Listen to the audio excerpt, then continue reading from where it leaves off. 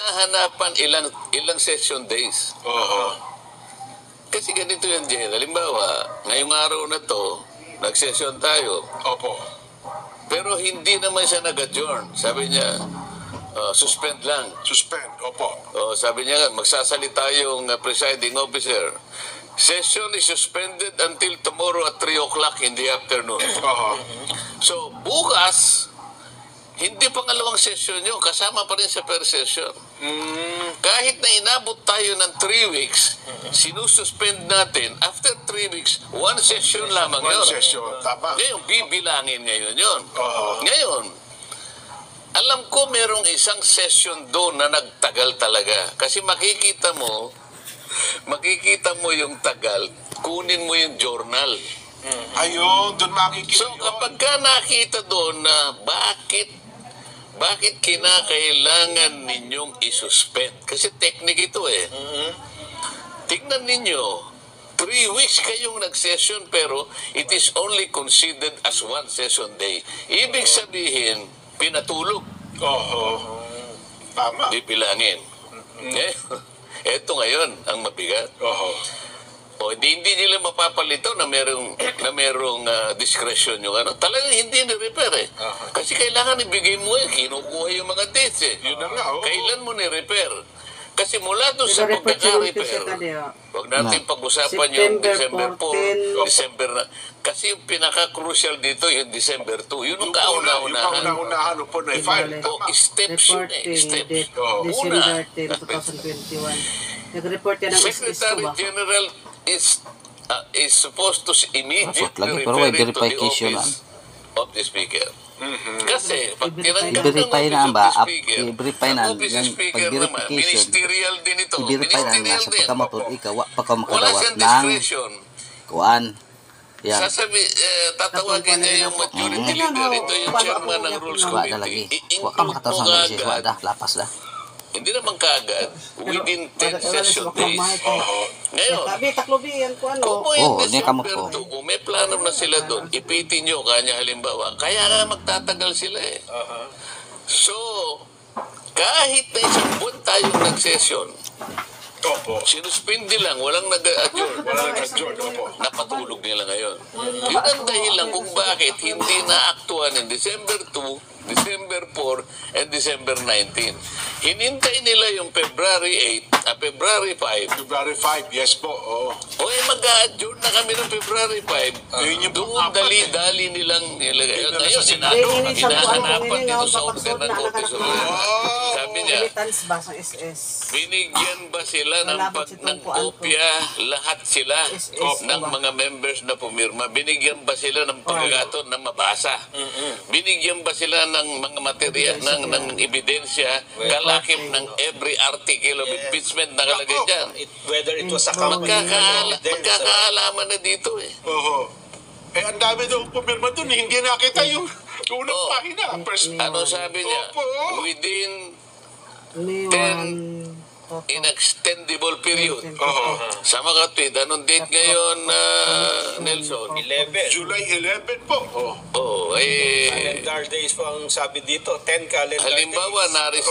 na-receive bukas kasi maaaring hindi pa na-receive ngayon. Ikaw, nangin mo lang na ano eh. So, na-receive halimbawa ng House of Representatives bukas. Anong date bukas? Sabado bukas, sen. Ano nga? 12. O 10 days. July 12. July 22, kinakailangan nakaano na. May sagot na. May sagot na sila. Yung lahat ng nire-require nila ay ibigay nyo sa amin. At bigyan nyo rin kami kung ilang session days kayo. Kasi doon bibilangin niya eh. Kung ni-repair mo sa office ng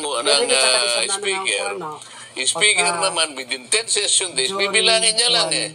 So, hindi mo talaga ni-repair. Kasi, hindi ka agad na within 10 session days, hindi naman nalagay sa order of business. Para ko nang nakikita, titingnan ng Korte Suprema, nasaan ka yung mga order of business? Titingnan niya. Wala dito eh. Baka mamaya, lilitaw, pinagsama-sama nila, ako may palagay ako, baka yung huli, binilang nila yung ikasampu dahil alam nila intindi. Ang ikasampu sigurado dyan dahil talagang pinatulog nila February 5 dahil yun ang huli Opo. na isinulong nila sa Yung sinapit nila sa isinadmit Senado. nila. Opo. Oho. Magkakaalaman dyan. Nakikita ko na yung direksyon ng Korte Suprema. Oho. Pero parang ang dami hinihingi ng Korte Suprema, no? A, B, C, D, F, G, Hanggang J. hanggang J, eh. Oo. Iba- Nahahati lang sa dalawa eh. Mapapatunayan dyan kung yung one year ban rule ay talagang nilabag. Opo. Oo. Tsaka yung kung ito ay nabasa ng mga pumirma. Kung ito, yung verification ang importante dyan. Oho. Kasi yung verification, ay ano yun eh. Sinusumpaan mo eh. Nakalagay doon, Opo. ako ay personal na sumusumpa na ang lahat po ng aligasyon na nakasaad dito sa petisyon o sa resolusyon na ito ay aking pinatutunayan na totoo sa aking pansariling kaalaman. Under oath pala, no? Under oath. Oo. Ngayon, at base na rin sa pagkakaintindi ko Opo. sa mga dokumento na nagsilbing ebidensya. Mabigat ito. Oho. Eh, paano kung matanong ang isa sa kanila, naiintindihan mo ba ito? Akala ko ba pumirma ka rito eh. Nakapirma ka na personal mong... May biniro nga ako eh. Opo. Biniro ko lang naman. Marami akong kaibigan naman sa house eh. Opo, opo. Maraming tayo yung mga binibiro kayo. Sabi ko, bro, Opo. pumirma ka pala. Senator Judge ako. Oo. Para naman ka ako magkaroon ka naman ng pagkakataon na ikaw ay matanong naman dun sa impeachment court. Kung sakasakaling magkakaroon, Opo. isasuggest ko isa ka sa mga witnesses. Ah? Ba't ako na naman nangyayari ko dyan sa... Papatawad. Ikaw naman ka ako Pumirma ka dun eh. Testingin lang naman kita kung ano eh. Oo nga naman. Oo, kasi nung una tayo nag-usap, sinabi mo, anong magagawa ko, mababasa ko ba yan napakakapal niyan Ang dami naman. pagkakanya kinakailangan pumirma ka agad. Paano ko mababasa yan? Oo. Pagka pinatawag mo ako dyan, kanya, siyempre, OMG, totoo ba to? Ang baba ng prices? Yes! Sa Shopee Mall, sigurado ang value for money. di kung nabasa mo, naintindihan mo. So, yung susunod kong tanong ngayon, Opo. malalaman ko ngayon kung Kasi talaga ano na yun, naintindihan mo. may Huwag mo na nga akong isasama dyan. Sabi na naman niya. Ba, hindi. Pwede. Kailangan may sample naman. 215 kayo eh. Oo nga po. Oo. Ama sa Walang bayo, 10% gawas kinakailangan adi naman tumayo nila uli. dyan. Di ba yun na yung ulit ako?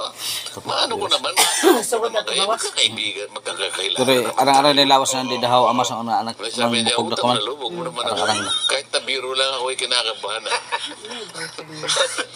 Alam mo yung pa lang doon pa lang sinasabi ko sa inyo, magkakaalaman tayo. Lalo ito, Paano mong pananagutan? Oo. 30, kung ito nagkakamali, 32 pages.